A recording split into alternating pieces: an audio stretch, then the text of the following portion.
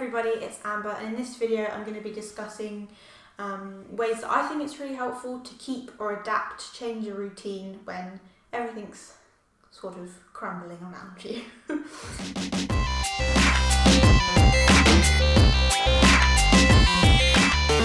I think and hope this video is always going to be relevant because I think that there's always the potential to have a bit of a rubbishy time and it's going to be really hard to keep a routine, or things are going to get cancelled and stuff like that. But obviously, like I said in the last video, it seems particularly relevant and important to talk about this now, as I said, in the midst of a pandemic, and a routine might seem like, how am I going to ever keep a routine? Everything's changing constantly. I feel that now. And it's also something I felt a lot in the past due to other reasons. So hopefully the things that I've learned will be helpful here. So let's just get on to it. Keeping a sort of structure to your week I find is really helpful, and whatever that structure is, it doesn't need to be big events. I find it's really helpful for me. Writing it down on a weekly planner has been, it sounds so simple, but it's been one of the biggest things that sort of got me through some really bad times, is just forcing myself to write a weekly planner. And I've got a few little mini tips that I think are really helpful in creating a plan that you feel as though you can stick to. The first bit is to be specific. An example could be that you normally go to a exercise class on a Thursday evening, say.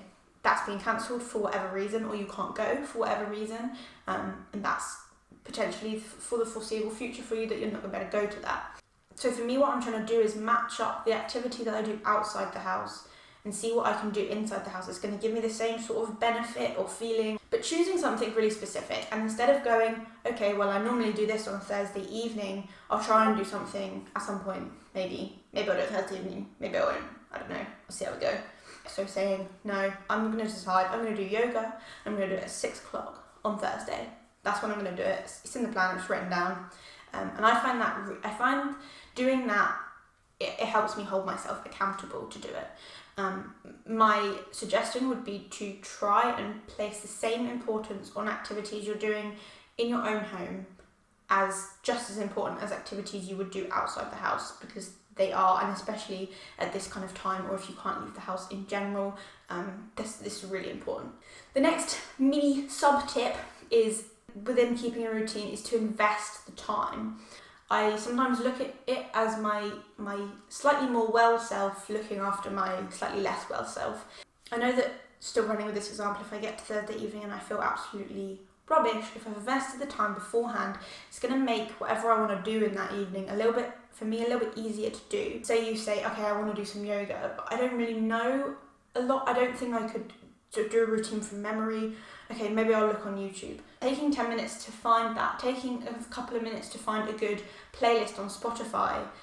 What room am I going to do it in? If it's going to be yoga, I'm going to want sort of a calm space. Maybe that's my favourite candle. Maybe I'll just put that in there ready. Maybe if I have a yoga mat, maybe I'll lay that out, or a towel or something. If you're sharing a house with people, where is it going to be? Maybe I tell people that I'm going to try and do some exercise on Thursday evening.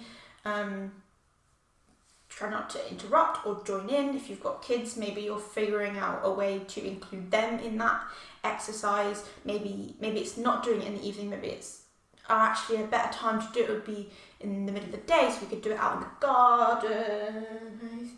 Literally spilled the tea. Literally spilling the tea on anxiety management techniques.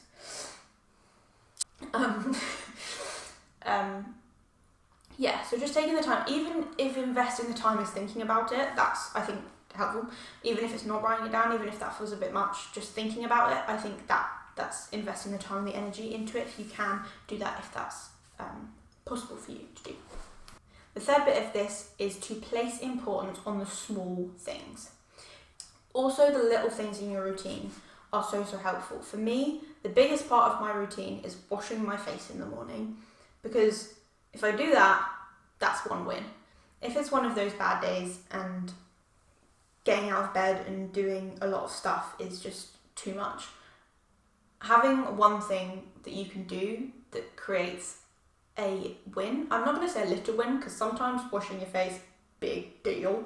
It also sometimes creates this little snowball effect, which is really, really great. So you're like, I've washed my face, oh, I guess I could brush my teeth, I'll brush my teeth. Then you go back into your room, you're like, oh, I guess I'll open a window. Then you're like, well, now I'm up, I may as well change my pyjamas into other pyjamas, so they're clean. And then you're like, well, now I'm in clean pyjamas, I may as well not get back into bed. Maybe I'll make my bed. Maybe I'll just get back under a blanket when I'm made my bed. Then I stay under a blanket for a bit. I'm like, well, now I'm up, I may as well eat something. And it sort of like creates this positive snowball, which is great when that happens. Sometimes you wash your face, you stand in the bathroom for 10 minutes, and you got to just take yourself back to bed because it's just not happening. That's good too. At least you know. But placing the importance on the small parts of your routine. I say small, and I realise that for a lot of people, for me, sometimes these things are definitely not small things. The tasks that seem smaller, washing your face, brushing your teeth, making a cup of tea, getting your crystals down and just putting them next to you because they help you feel grounded, putting on a jumper that you like, opening a window, making the bed, getting your favourite blanket, all of those little things. If you want to have them as part of your routine, I think they're really helpful. So when I talk about routine, I really mean these little things as much or if not more than the bigger things. The last little bit for keeping your routine is so important, and it is to schedule in rest. Rest is so important.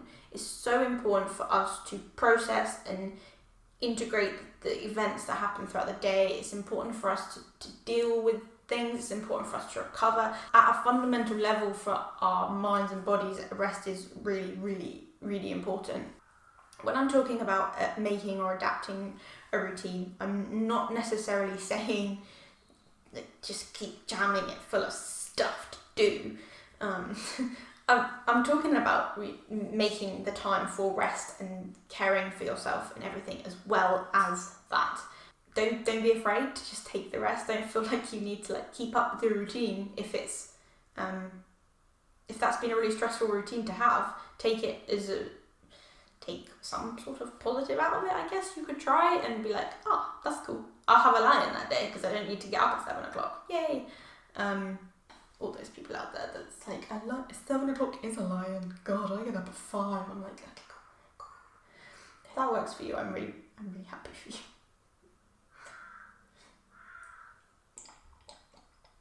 With that comes that balancing act of figuring out for you when you need to rest, when staying in bed all day and watching Netflix and movies is good and it's going to be nourishing for you, and when that's got to a point where it's not making you feel good and you actually need to get up, open a window, move yourself about if you can, as much as you can. For those of us that feel guilty for taking a rest or for taking self-care day or whatever, that feels a little bit uncomfortable, writing it in is going to hold yourself accountable to the rest as well. If it feels right for you, just revel in the glory of being able to write duvet day, massive, over the whole day. Feels good sometimes for me. So that's it. There's my 4 mini tips in trying to keep a routine when everything feels like it's sort of crumbling around you. For me, it's all about just getting creative with your general day-to-day routine, figuring out ways that you can do it in a different way. Just because it can't happen in this particular way that it's been planned doesn't mean it can't happen in another way.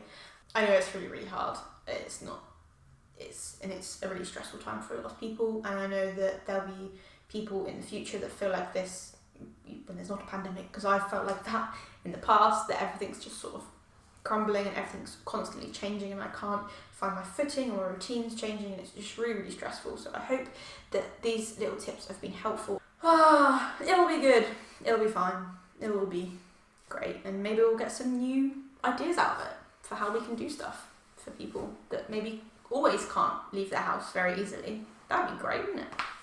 Keep yourself safe and well, and remember that includes your mental health. It's not exclusive to your physical health.